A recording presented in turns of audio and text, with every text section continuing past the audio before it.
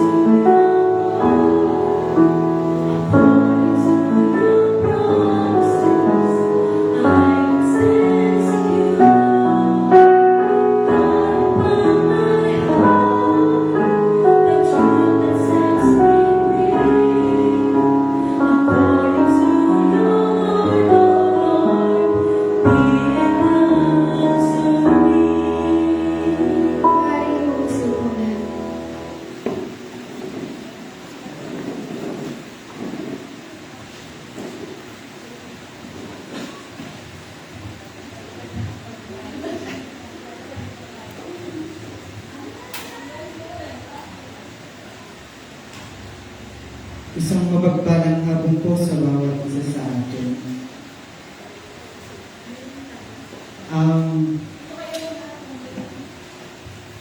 Ngayon po ang ating pong pag-aaralan ay nagmula po sa aklat ng Juan Kabanata 3 mga talata 16. But before that po, bago po tayo magsimula, alam naman po natin na tuwing buwan po ng February ay ito po ay sinaselebrate po ng nakakarami sa atin. Ito po ay buwan ng pagmamahalan. Tama po ba?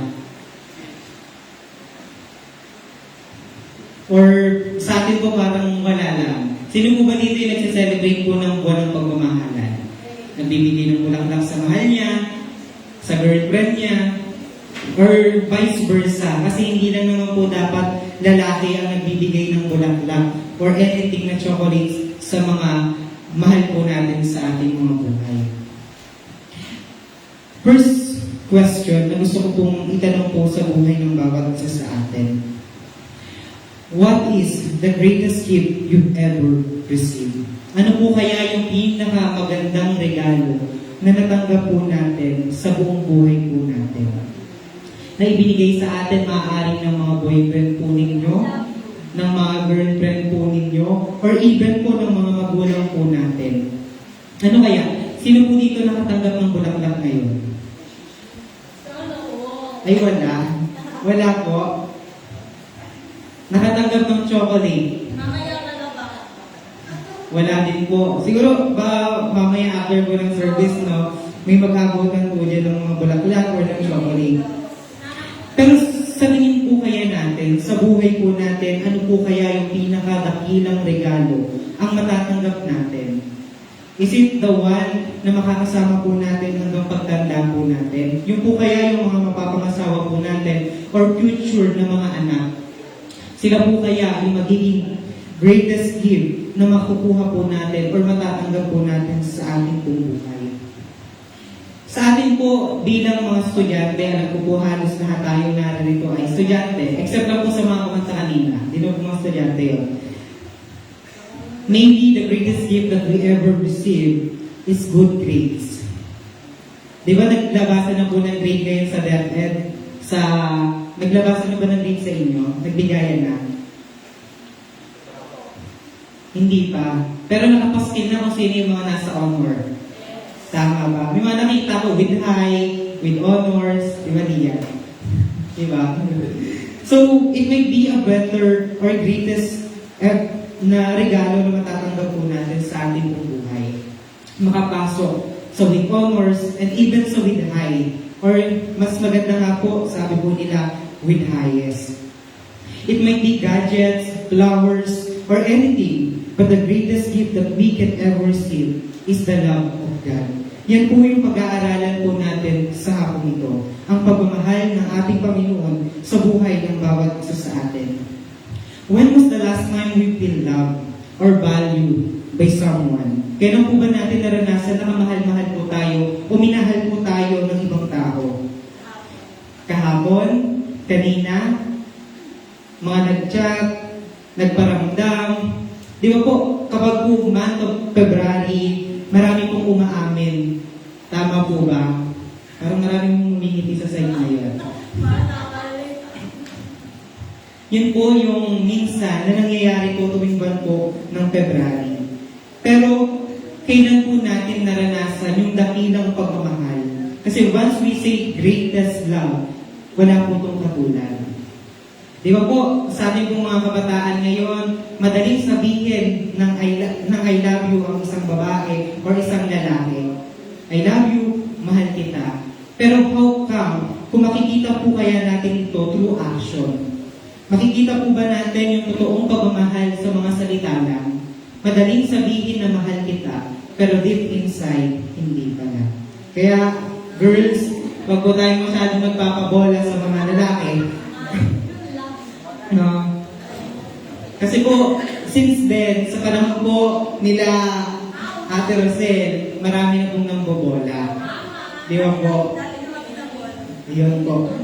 And until now, in our generation, talibak pa rin po ang pambobola, hindi lang po ng lalaki, and even girls. Dahil ngayon po, hindi lang po lalaki na ang nagkakaroon ng lakas ng loob upang umamin sa kanilang nagugustuhan.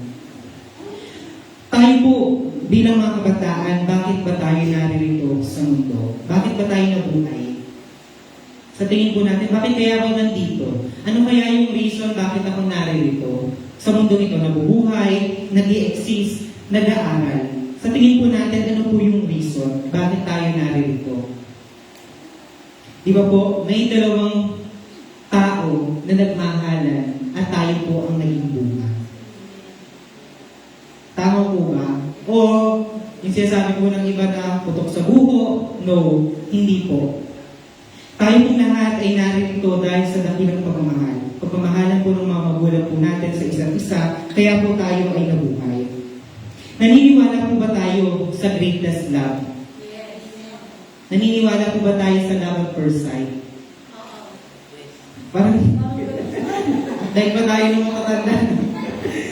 So, marami tayong pwedeng paniwalaan. Naniniwala tayo sa love at first sight, naniniwala tayo sa mga organic encounter, di ba? Uso yan sa mga kabataan organic encounter daw. Organic encounter, relate na po yung mga kabataan dyan. Pero sa atin po, ano po ba ang definisyon ng pagmamahal? What is love for us?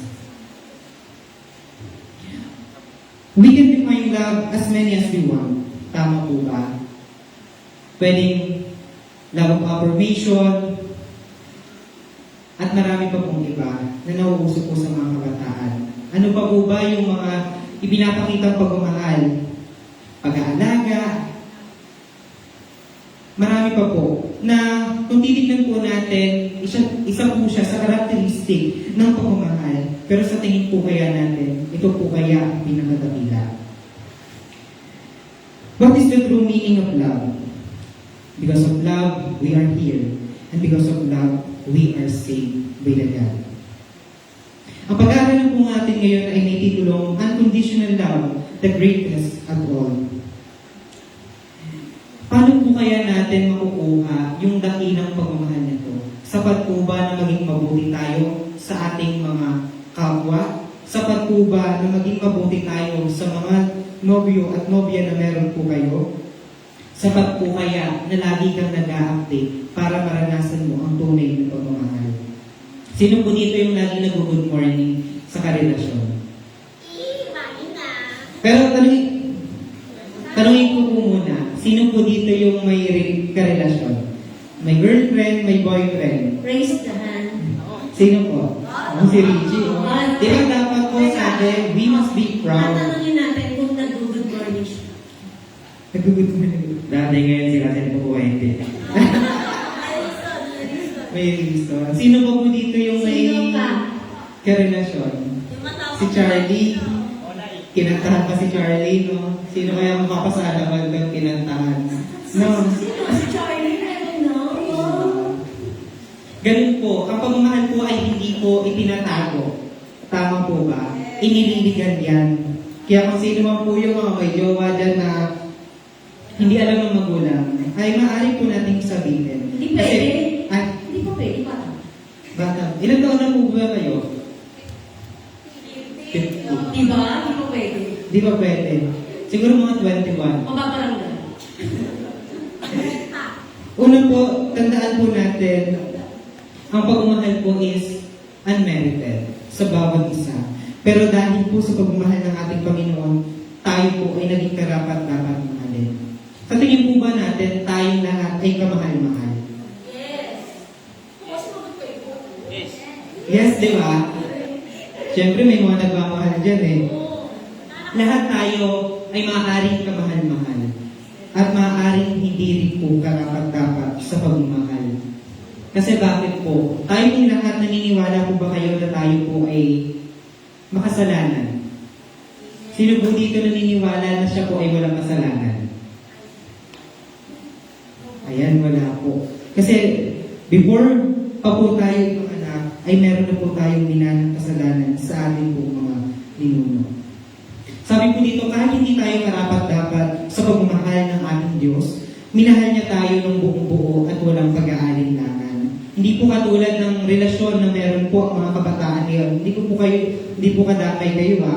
Siyempre, ang pagmamahal po ng bawat isa sa atin ay may standard. Tama po ba? Sabi po nila, once na ang kabataan po ay isang K-pop idol, napakataas po ng standard or expectation sa isang tao. Tama po ba? Sino po dito mga K-pop idol? Mga may... At sabi din po nila, once na ang tao ay isang Kristiyano, mataas din po ang standard or expectation nila. Tama po ba? Mataas po ba ang standard ng isang Kristiyano? Or sa madaling salita or sa mas naiintindihan po natin, ang mga Kristiyano po ay hindi po nagsisettle for less. Tayo po ay nagsisettle for better and for good. We want a better one. Di ba po? Kaya nga po yung mga Kristiyano sinasabihan po mataas ang expectation kasi hindi po sila basta-basta pumapasok sa isang relationship. Kasi alam po nila yung worth na meron po sila. Hindi po deserve ng mga taong saktan, iwan, lokohin. Yes. Tama po ba? Amen. Hindi natin deserve na may mag-cheat sa atin. Hindi natin deserve na may mandoko sa atin. Ang pagmamahal ay isang sagradong aspeto na ibinigay sa atin. Kaya dapat po nating pahalagahan. Ang pagmamahal po ng ating Panginoon ay walang hanggan. Sabi po dito, kung ang Diyos po ay nakabase sa mga standard or meron po siyang binabasihan, sa tingin po natin, mararanasan po kaya natin yung pagmamahal niya. Kung ang standard po ng ating Panginoon ay yung mga mahal ko lang yung mga mababait, perfecto, walang kasalanan, sa tingin po kaya natin, mararanasan natin yung pagmamahal ng ating Panginoon. Hindi po. Pero, by the grace of God, lahat po tayo ay minahal niya.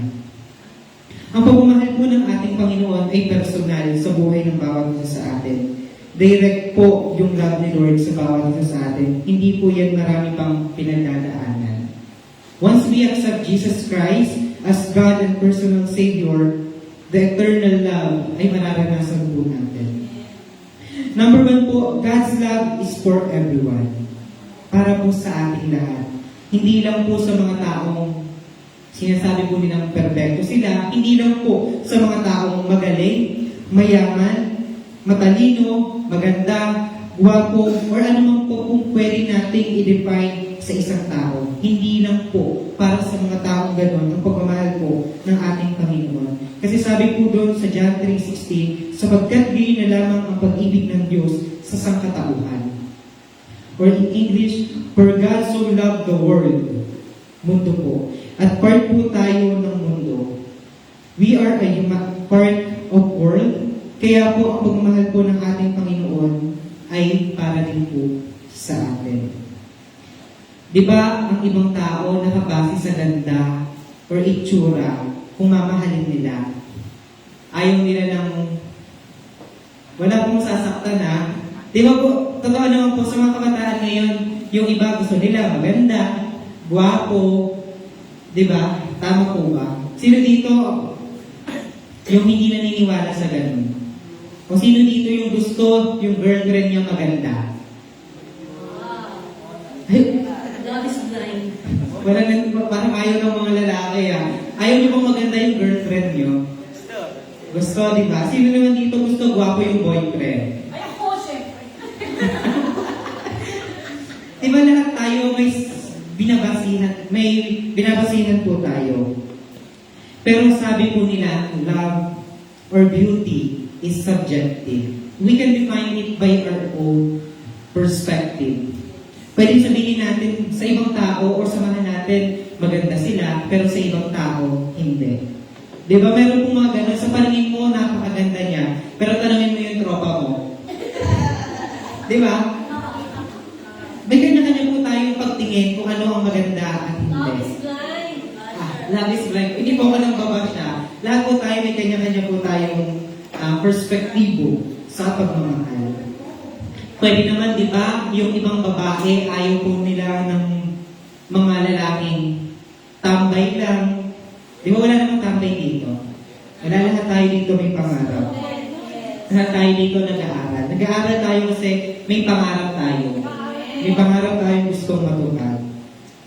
Kaya sana, huwag nating i-define yung pagmamahal base sa ganda o itsura ng isang tao. Hindi base sa galing at hindi rin base kung anong meron po siya. Mahalin natin, sabi nga po nila, yung iba, mahal kita kung sino ka man at anong meron ka.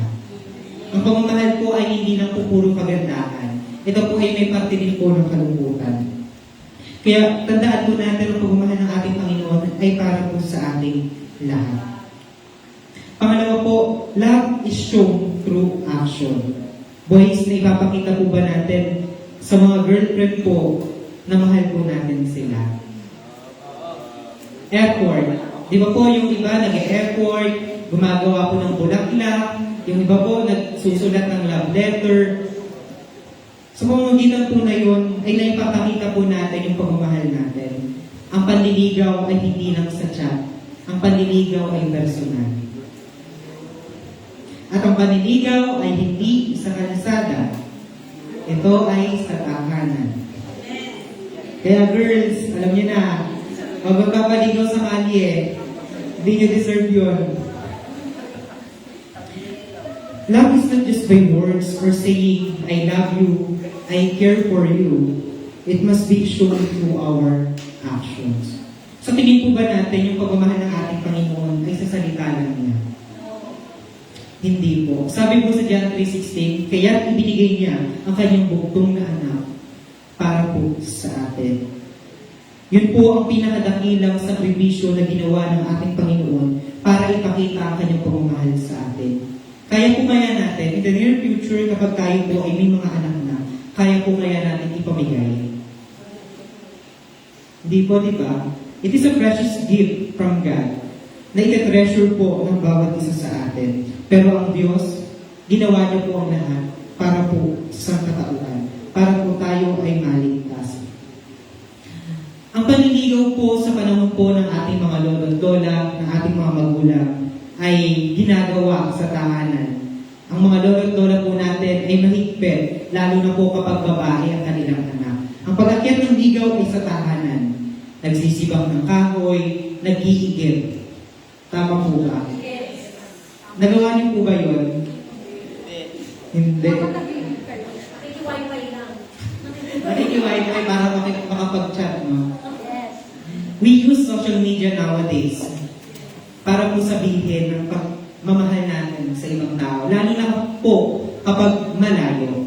Diba? Ang hirap naman po, wala kang pera, tapos gusto mo siyang makita. Chat-chat na lang, video call na lang para mas okay, di ba po? We use mas convenient one para po maipakita natin yung pagmamahal. Pero pwede po natin ipakita ang pagmamahal natin. Mag-order tayo sa Shopee, i-deliver po sa kanila. Real love should be seen in action, giving and sacrifice. Naniniwala po ba kayo na ang pagmamahal po ay may sakripisyo? Di ba po yung iba pa nga po sa atin, sinusuway natin yung mga magulang natin. Sabi ng magulang natin, huwag muna pong mag-boyfriend, huwag muna mag-girlfriend, mag-aral muna. Pero napigilan po kaya tayo? May kumatawa. May tumatawa. Parang may mga guilty. Di ba? Sa mayo.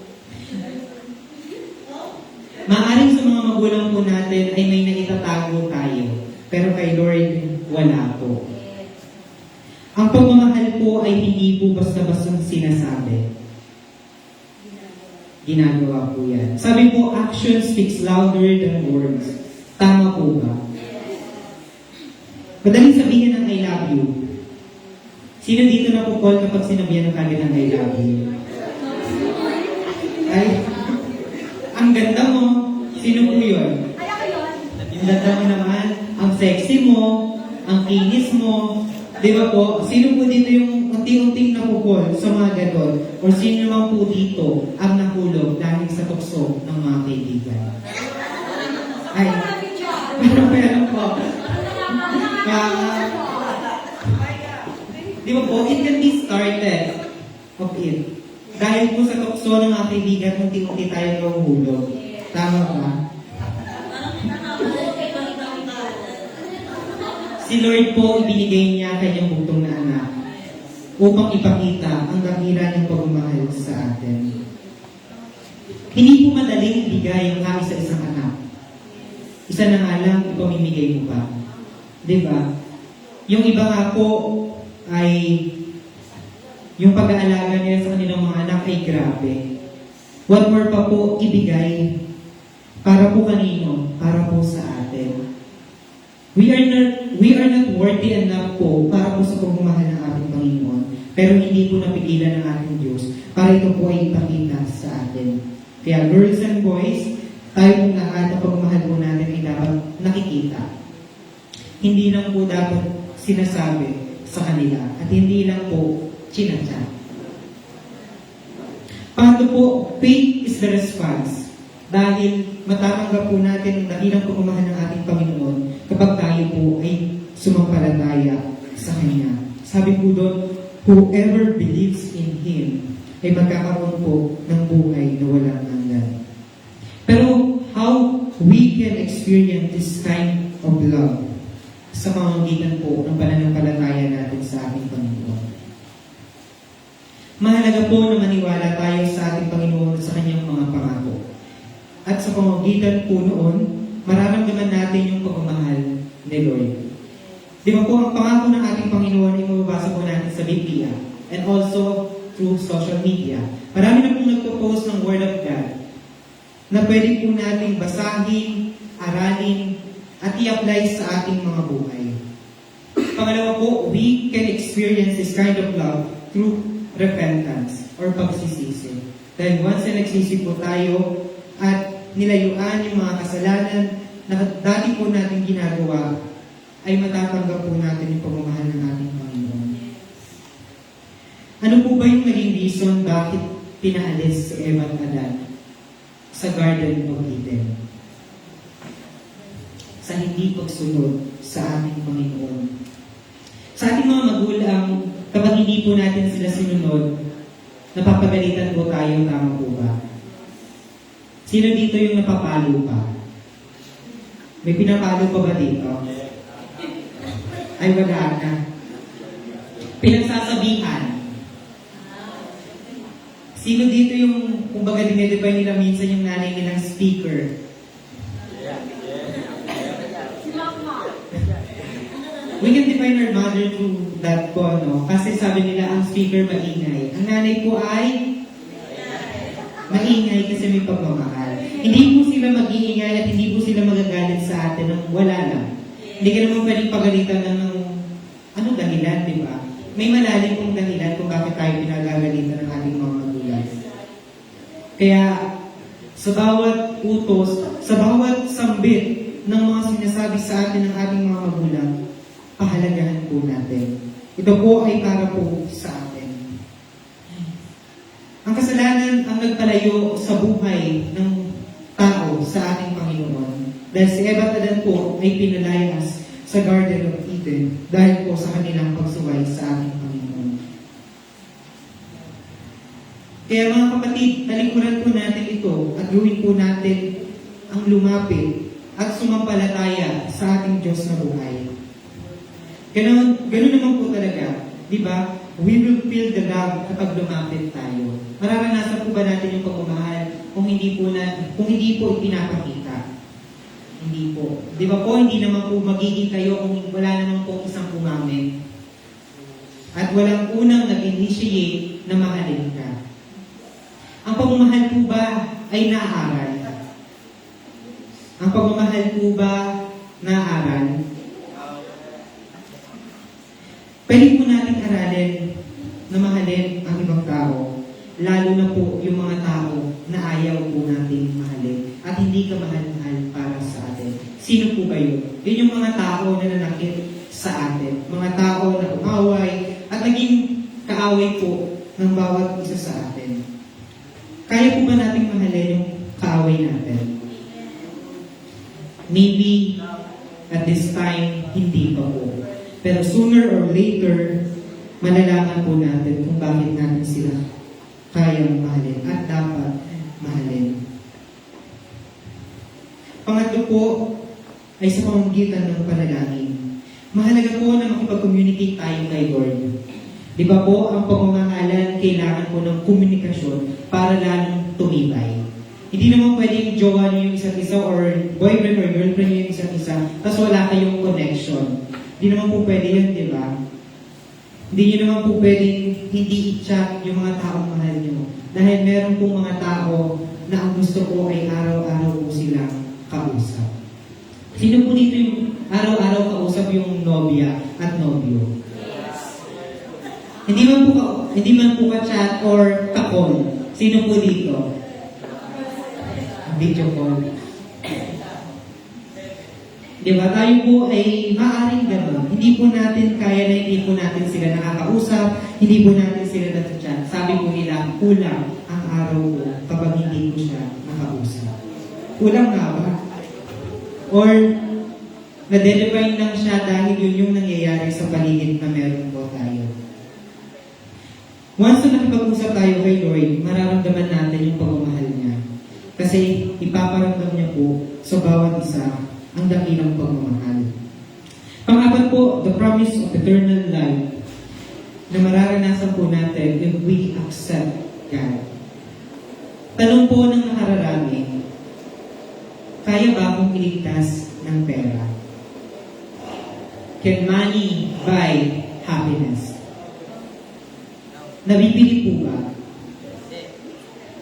Kaya po bang bilhin ng pera ang kasiyahan? Minsan, oo, hindi. Yan po ang maaring sagot ng bawat isa sa atin. Sasabihin ko nila, nung binilhan ko nga siya ng bulaklak, ngumiti siya eh. Masaya siya. Diba? Sabi po nila yun. Pero we can't buy true happiness through money. Hindi po natin mabibili yung pagmamahal. Hindi po natin ma-earn yung pagmamahal kapag binili po natin. Ang pagmamahal po ay kusang ibinibigay sa buhay ng bawat isa sa atin. Ang pangako ng Diyos ay buhay na walang hanggan. Sino po dito gustong makasama ang Diyos? Pero hindi ko naman po sinabing, no, hindi po ngayon, hindi pa po. Pero we want, that's na, kaya wala nagtatas. Sino po dito na gusto kong makasama ang Diyos kapag siya po ay namatay na? Gusto kong makasama sa hapagkainan, gusto kong makita, di ba po? Sino po? Lahat po tayo. Di ba? Masaya po na kumakain tayo, nakasama po natin ang Diyos na lumikha sa atin. Pero sa tingin po kaya natin, makakamtan po natin yun kung wala ang Diyos sa buhay po natin. Sa tingin po natin, maliligtas po ba tayo kung walang tagapagligtas? Hindi. Di ba may palabas po, American series, 911 ang title. Ang 911 po, alam naman po natin, ito sa hotline ng rescue. Tama po ba? Ang tao, maliligtas po ba kapag na-aksidente, kapag hindi tumawag ng ambulansya or ng rescuer? Hindi. Hindi. Maliligtas po ba ang isang tao kapag walang dumating na magliligtas sa kanya? Hindi. Kaya, ang sagot po, kung maliligtas po ba tayo ng pera, ang sagot po doon ay hindi. Maraming mayayaman sa United States of America na nagbibuild ng bahay nila na matibay, gawa sa mga matitibay na materyales. Kasi alam naman po natin na ang mundo ay hindi panghabang buhay. Ito po ay mawawasak. At later or sooner, tayo po ay babalik sa tunay po nating tahanan. Ang tahanan po natin ay hindi dito, kundi sa kaharian po ng ating Panginoon. Tayo po ay mga dayuhan na hindi po mananatili hanggang gusto po natin. Gusto po ba natin mabuhay hanggang gusto lang natin? Sino dito gusto mabuhay ng 1,000 years? Sino po gusto? Ngayon, nasa likod gusto nila mabuhay ng 1,000 years. Pumunta kayo doon. Pero if we will read the Bible, may mga Bible character po doon na nabuhay ng napakatagal na panahon. 900. Gusto po ba natin mabuhay ng 900 years? Sino dito gusto? Kaya pa kaya natin tumayo sa higaan? Lumot na tayo nun. Kumbaga, we are bedridden. Hindi na po natin kaya. Nakakoy na tayo. Sa generation po natin ngayon, mas swerte na po ang nakakarating daw po sa edad na 60, 70, or even 100. Kaya, tayo mga kabataan, hinay-hinay sa mga kinakain. Exercise din pag may time, di ba? Hindi po natin alam kung kailan tayo babalik sa ating tunay na tahanan. Pero we must be secured para po sa ating kaligtasan. Si Lord ay dumating, ang ating Panginoong Hesus po ay dumating para tayo ay iligtas. Katulad po ng mga rescuer, sila po ay dumarating para iligtas ang isang tao. Si Lord po ay ganoon din po. Kaya marapat lamang na magkaroon po tayo ng komunikasyon at relasyon sa Kanya. Sabi po dito bilang pagtatapos, receive the love of God and let it shape your relationship with Him. Handa po ba tayong tanggapin yung dakilang pagmamahal ng ating Panginoon? Maaaring sa panahon po natin, nakakaranas po tayo ng pagmamahal ngayon. Tama po ba? Nararanasan po natin na parang binabali po tayo. Yung pagmamahal ay hindi katulad ng iba. Yung pagmamahal po ay tunay. Pero yung pagmamahal po ng mga karelasyon nyo po kasi wala pa po ako. So, some of you na may karelasyon po, maaaring yung pagmamahal po nila will never last forever. Sabi po ng iba, death would be the reason kung bakit po tayo or bakit po sila nag-iiwalay. Pero there's a lot of stories na ang pagmamahal po ay nasisira through cheating at pagluloko ng isang tao. Tayo po ayaw po natin maranasan na lokohin tayo. And with that, dapat po hindi natin ginagawang manloko ng ibang tao. Ngayon pong araw na to, marami pong mga magjojowa ang nagde-date. Binigyan ng bulaklak, chocolate, ang kanila pong mga karelasyon. Pero through God, we are blessed enough kasi kayo po ay kasama po namin dahil ang tunay na diwa po ng pagmamahal ay hindi po tuwing February 14. Sabi po dito, for the next slide, love isn't February 14. It's Jan 3:16. Tuwing February 14 lang ba natin mararanasan yung pagmamahal? Hindi. Every day ay dapat po natin nararanasan ang dakilang pagmamahal. Kaya huwag natin isipin na ay February 14, makikita ko na naman yung jowa ko, mahal na mahal ako, may papulaklak. Yung iba nga po, may promise ring na kasama. Yes. Di ba po? Promise ring. Unisilver ang tata. Baka naman. Baka naman, Unisilver. Joke lang po. Yun po, no? Sa mga kabataan po, Unisilver po yung binibili po nila. Mga kaibigan ko po, bumili sa SM Unisilver. Eh, sila na po ang may bibigyan.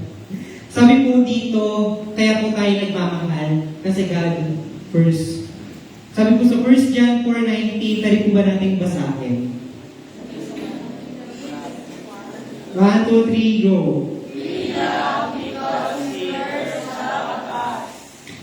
Yun po ang dakilang katotohanan. Tayo po ay nagmahal dahil ang Diyos ang unang nagmahal sa atin. Huwag po nating hayaan na yung pagmamahal ng ating Panginoon ay masaya. Huwag po nating hayaan na yung sakripisyo niya po sa krus ng Kalbaryo ay mabaliwala. Ang pagmamahal ay hindi po tuwing February 14. Ito po ay makikita natin at mararanasan sa ating Panginoon. Sabi po sa last slide, Happy Hearts Day. Maaaring nag-wonder tayo, why hindi Valentine's? Sino dito yung nag-wonder bakit Hearts Day? Bakit hindi Valentine's? Christians, ang mga Kristiyano po ay hindi po naniniwala sa Valentine's. Ito po ay hango sa isa pong pinaniniwalaan ng mga tao na si Valentine. Yun po ay hindi po natin pinaniniwalaan. Nag-iisa lang po ang Diyos. Sino po dito ang naniniwala kapag pinanakan ni Cupido, lawit ka? Kaya po,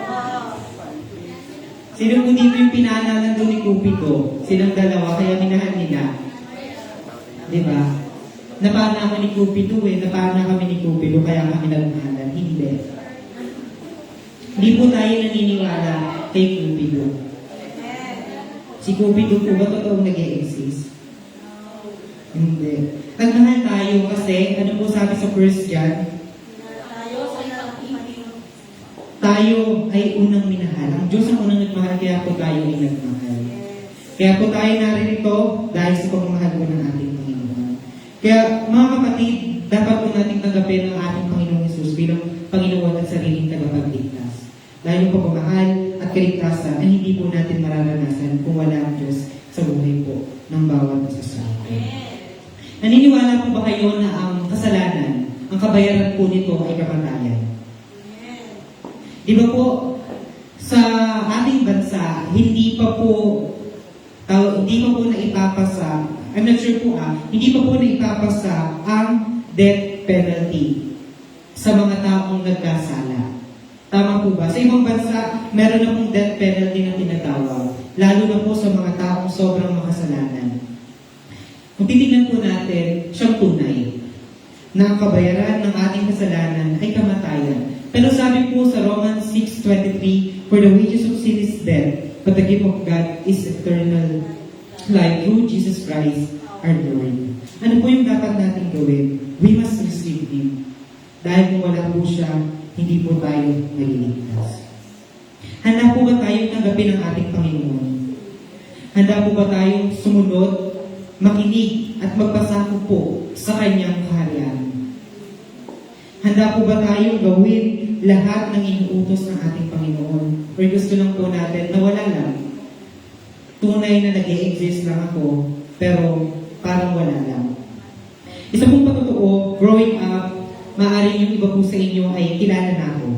Growing up, nasa simbahan, pero it doesn't mean isa akong bata na fully known by God.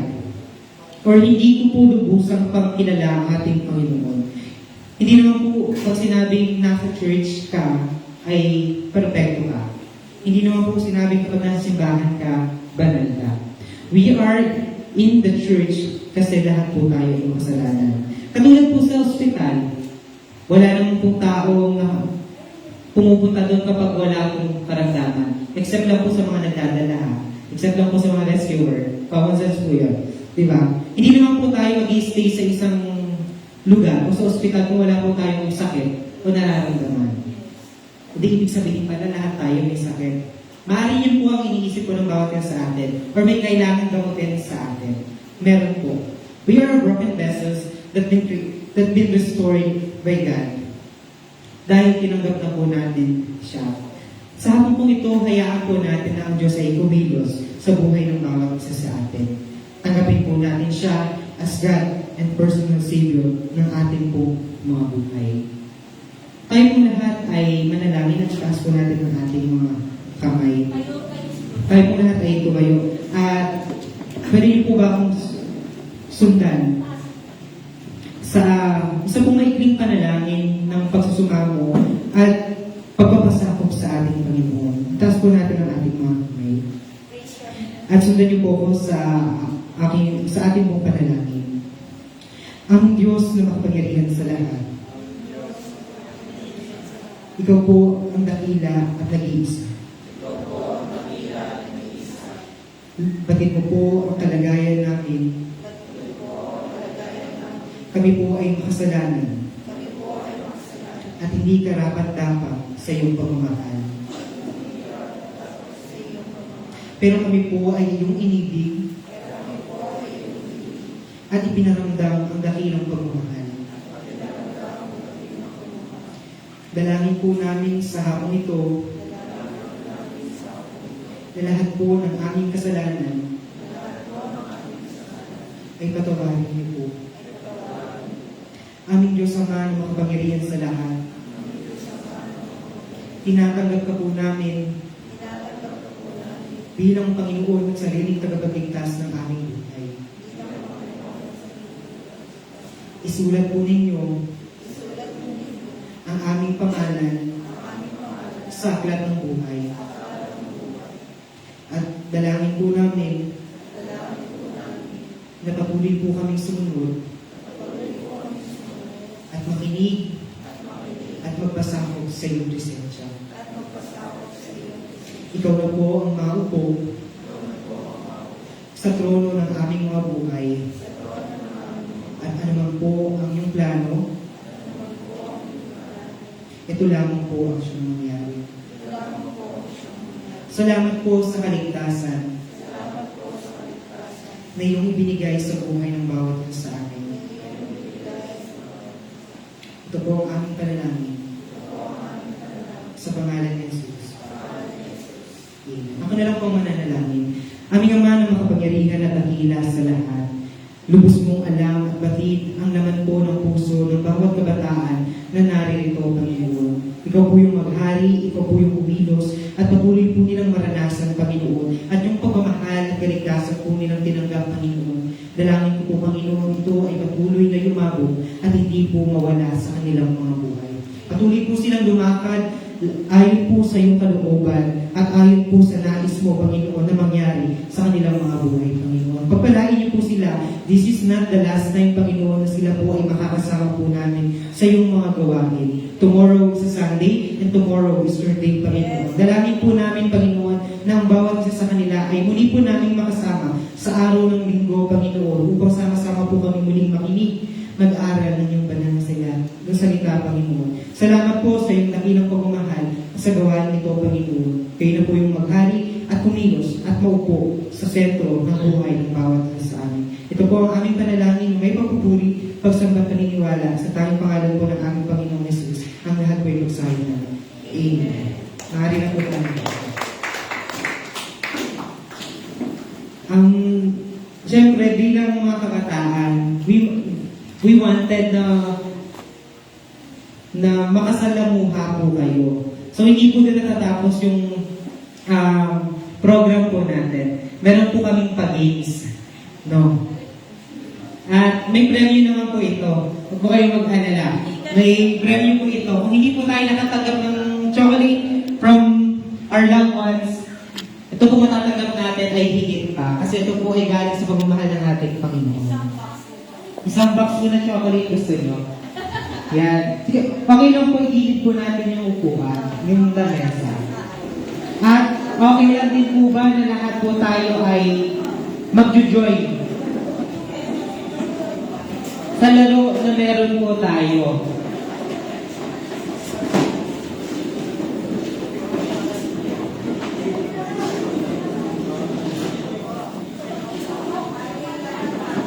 Lahat sasali, kahit yung mga nanay po na kasama natin ngayon. Sasali po yan.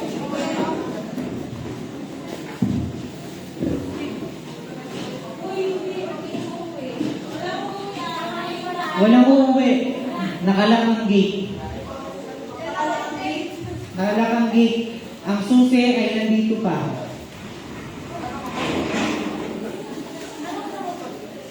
Yung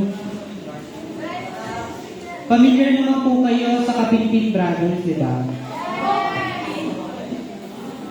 Wala. Alam niyo po yung sa garter na ginawa nila?